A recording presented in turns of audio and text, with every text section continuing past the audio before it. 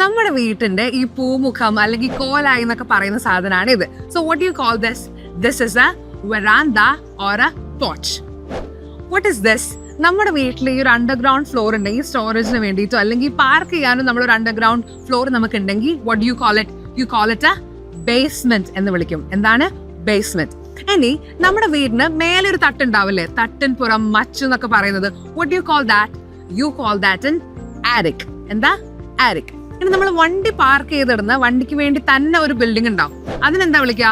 We call that A garage. So this is A garage. Finally what is this?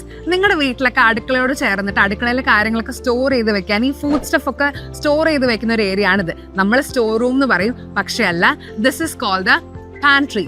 എന്താണ്? A pantry. അപ്പൊ നിങ്ങൾ ഇന്നൊരു 4-5 words നമ്മുടെ വീട്ടിലെ പല സ്പേസിനെ പറ്റി പഠിച്ചില്ലേ?